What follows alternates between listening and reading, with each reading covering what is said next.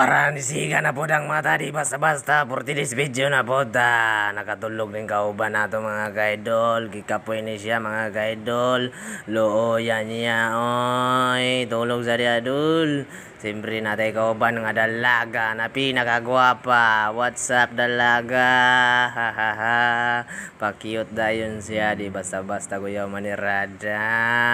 Siyempre morning kauban nato nga driver pinakatibay sa Davao Junction nga drivers. Shout out sa mga drivers dyan. Di mamansin si Idol oy. Hahahay. Ayan nikilig si Idol katawa oy. Wahaha. Mga sakyanan mga ka-idol. O ayan mga ka-idol. Padulong na itag budiga ni mga ka-idol no. Tulog siya dul. Kay kumbati na po daw niya sa budiga dul. Ahay pautog si Idol oy. Di basta-basta oy. Ayan mga kaidol, padulong tagbudiga ni mga kaidol, kay magabuwa og container van mga kaidol, magaligiran ng sulod mga kaidol. Medyo traffic sa diring dapita mga kaidol. O ayan mga kaidol, niabot na jud tagbudiga mga kaidol. Ayan na mao nang budiga na mga kaidol, mao nang container van mga kaidol. Ayan mga kaidol, what's up mga kaidol, kung gwapo-gwapa. Di basta-basta.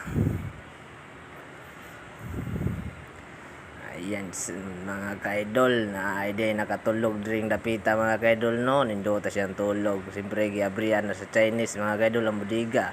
To arang isa nagbilang nagkwarta. Kuyawa marama kayo. Ang isa nagduyan-duyan mga kaidol oh.